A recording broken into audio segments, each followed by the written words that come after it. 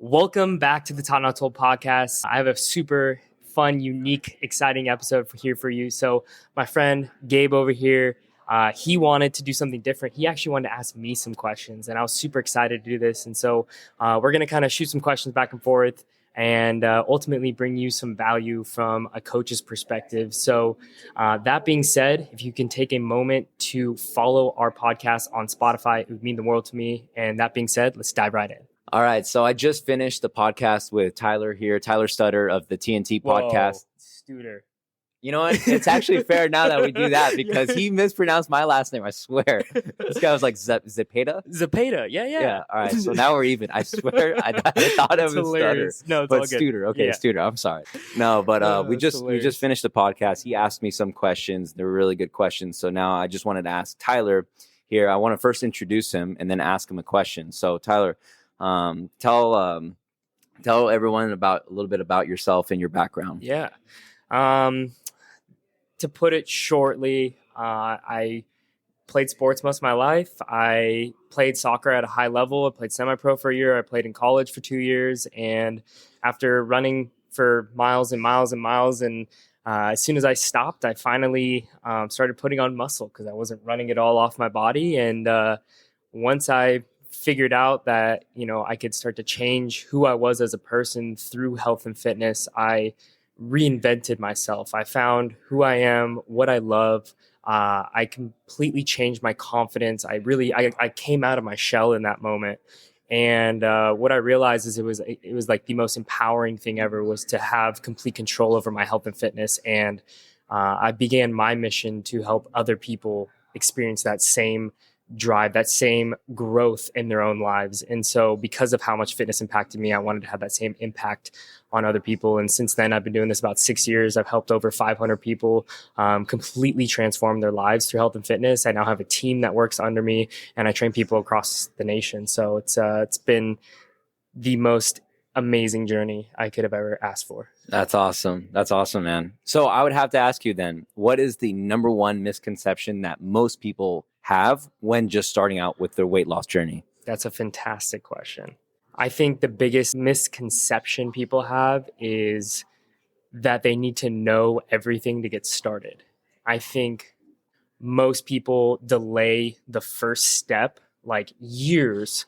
And really what it takes is just taking that first step and doing that first thing, taking that first action instead of delaying it over and over again. And once you actually start, you'll realize it's a lot easier than you think. And I think it's like that analysis, a paralysis by analysis is like the biggest like mistake people make is they overthink like, oh, I got to know how many macros, or I got to know how much protein. It's like, no, just start. Just start making better choices. Just start showing up at the gym. You don't need to know how to lift. Just show up there and you'll start to see other people doing things. You'll start to get that drive, that motivation to like, okay, maybe I'm ready to go step on the gym floor. Let's start on just walking on the treadmill. Like, I feel like most of the people that are so uncomfortable in the gym, the first thing I tell them is like, go to the gym and just walk. That's all you need to do. That's all you have to do to get started. But a lot of people aren't even willing to just start there. And so it's like just getting in that environment, getting in the room with other people who are all trying to better themselves. It's like the one last misconception I'll say about that is a lot of people think the gym is like this like egotistical, like scary place to be. And I will tell you, especially from my own experience of when I was scared shitless to walk inside of a gym, when I actually went in there, it was the most welcoming place. I was the beginner. I had no idea what I was doing. I was afraid to go to the weights. And when I asked someone a question, he's like, dude, yeah, come over here. Let me show you how to do this. And I was like, I went and asked the biggest, buffest guy, and he was the nicest human. I was so fucking scared of him. And so I think the biggest mistake is just like not taking that first step, not getting in that room. And honestly, once you do, you'll start to realize it's a lot easier and a lot more enjoyable. And everyone's out there to help you in the gym because everyone's on that same journey of trying to get better as a human. That's really good. That's really good advice. Now that we're on this topic, I know this isn't on the script, but I have a few clients that do not like going to the gym and they like to work out at home. It's more convenient. Yeah. What would you say? What would you give advice to them? Do they have to go to the gym? Is it mandatory? or can they just do their own thing? Like, what can they still follow a program that's at home workouts?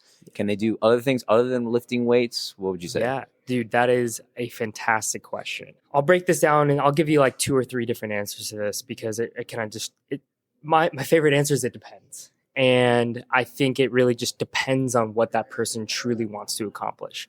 And I'm sure you've probably told your clients, and I'm sure you know this, and most coaches know this as well. It's like most people know this, which is like 80 to 90% of your results come from your nutrition.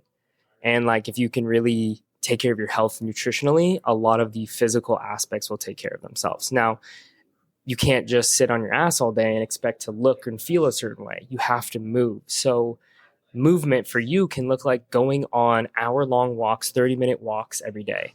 Now, depending on your aesthetic goals, like if you want to look like an athlete or you want to have a specific aesthetic, you can enhance or speed up that process by picking up weights, lifting inside the gym. Now, I also have had clients who have seen amazing physical results by working out at home.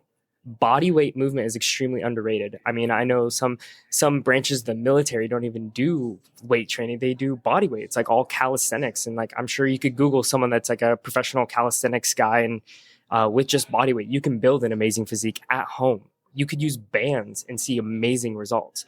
So if you're afraid to go to the gym, on the other hand, I think that's actually a good thing for you to overcome that fear. I think going to the gym in general is a great fear to overcome because it's about the growth that you'll see in doing that. But I don't think you need the gym to see amazing results. I think what you need is some sort of progressive stimulus. And if that stimulus is body weight, if that stimulus is bands, if that stimulus is in the gym or it's at home, no matter what it is, if there is a stimulus, yes, you can see results. And it just depends on like, you can't become a power lifter using bands.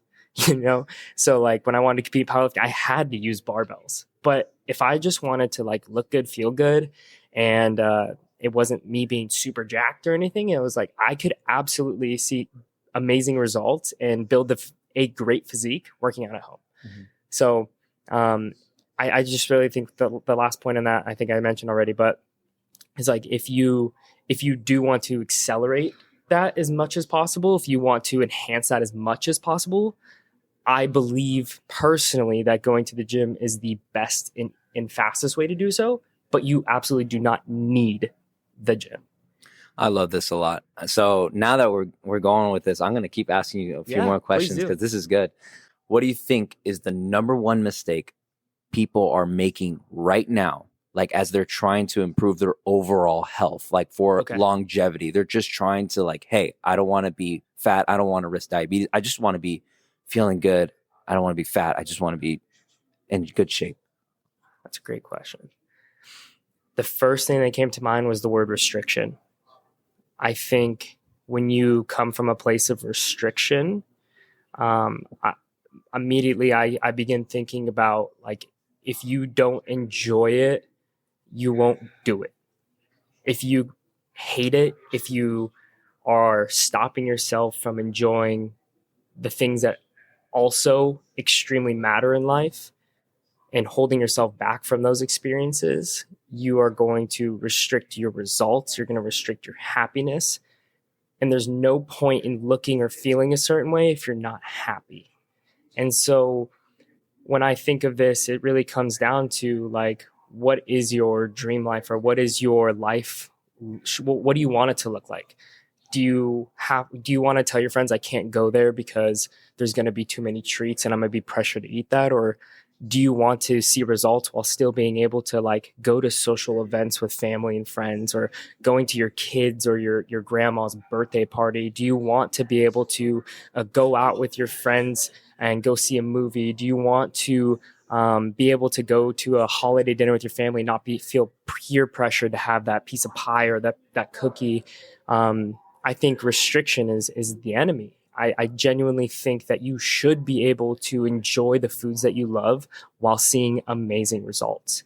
And I do think that if you do include those in moderation, it doesn't mean eat like an asshole, but it means you should still include those things when you want them. I think one of my buddies, Jared Hamilton, he says he's an amazing communicator. And I think one thing he really hammers into his clients and teaches them is like this idea of avoiding self-sabotage. And self-sabotage, I believe, is rooted in that restriction mindset of like needing to pull back on things.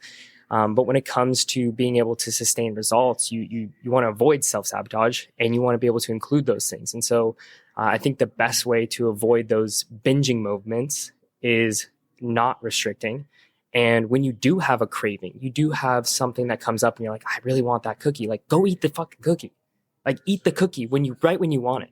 Because then you're less likely to go crush a full sleeve of Thin Mint Girl Scout cookies. You can have one in that moment. But if you wait till your craving's a 10 out of 10 and you're just like deprived yourself of it, you are going to go overboard. You're going to be upset after. You're going to be mad at yourself. And it's going to go in this spiral of you going back downhill.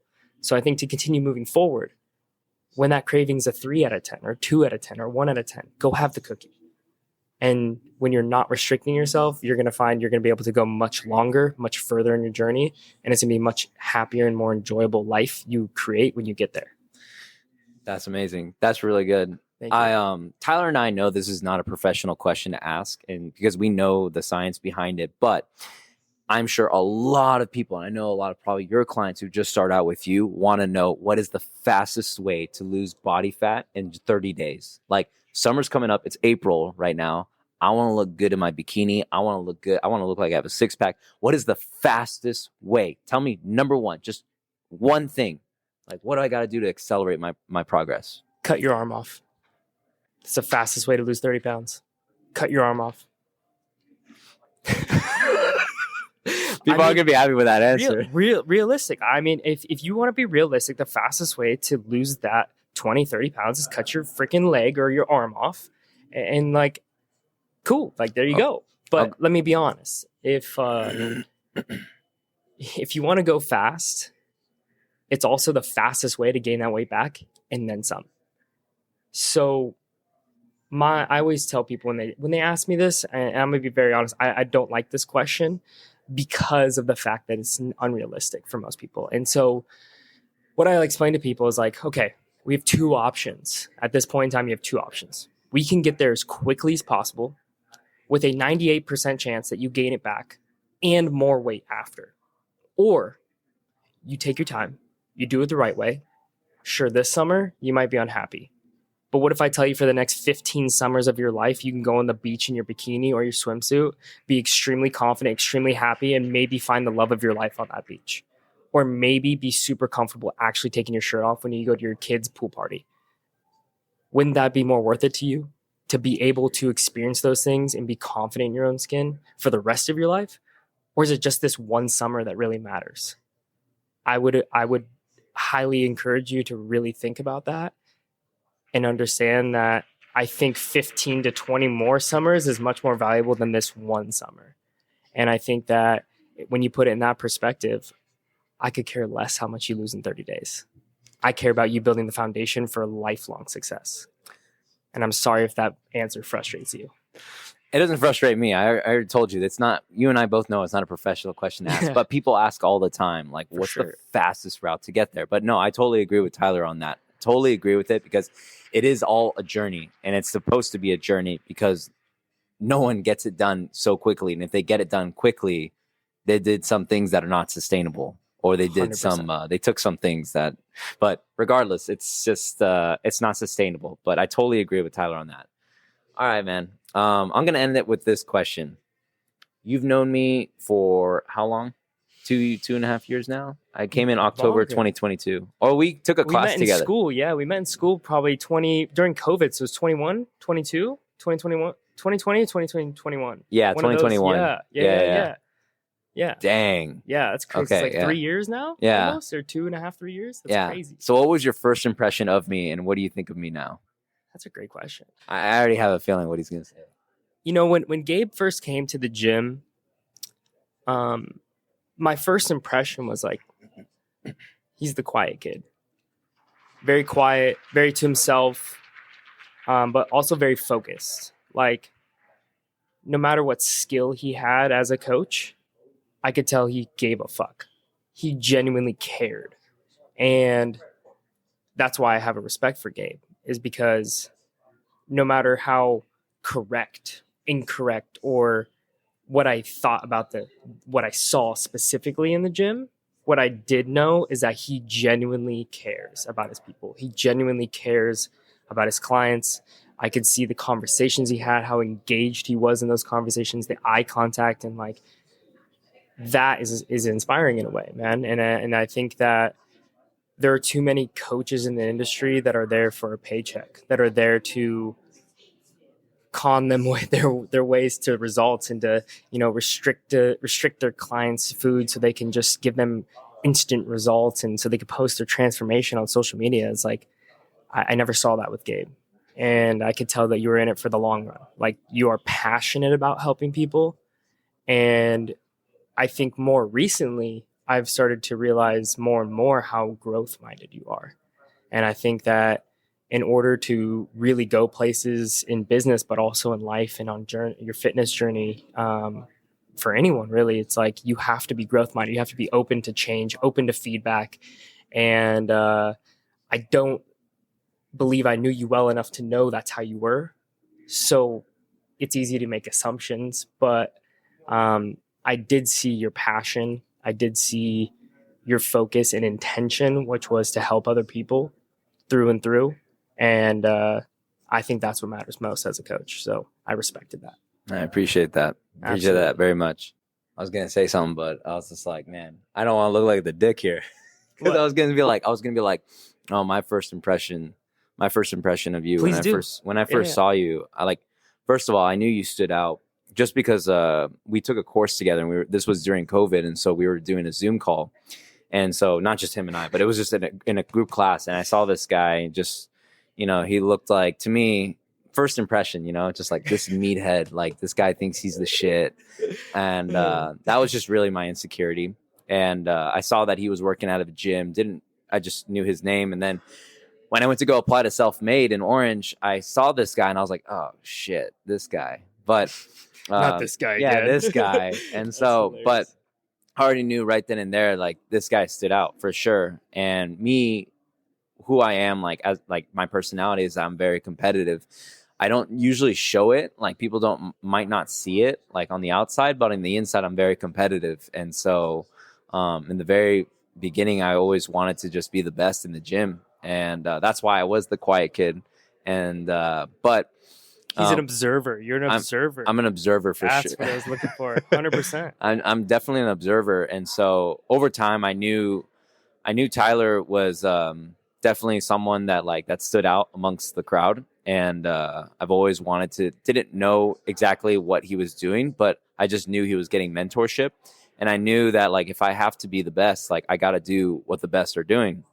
And so I went to go look for help. And that's why I was with NCI. And so I haven't looked back. And now that I got to know Tyler a bit more after yesterday, it was actually yesterday I got to know him even more, because we went out, had something to eat, and we were talking. And man, it's just it's amazing how much I didn't really know much about this guy. And I can relate a lot to him and how he sees his future and how he cares about his clients, because him and I both have the same passion for our clients, which is that we genuinely care and that we really want to be the best out there, be the best coaches, be the best trainers. And so I told him that I was very appreciative of just him just pushing me, even though he didn't physically, and he didn't probably know that he was pushing me, but he really was. So I was telling him that I was very appreciative of him, and that, yeah, I'm glad we're here. I'm glad we're both killing it. We both stand out. Thanks for your kind words, bro. This has been a pleasure, and I'm thankful we sat down and had this conversation. And I think our goal with this, and I could tell, was ultimately to help the people on the other side of this. And I feel like the people who listen to this will get a ton of value. And I appreciate your time, man. That was awesome, bro. We totally redid that. I totally messed up that first one. I'm not going to pretend like we didn't mess that one up.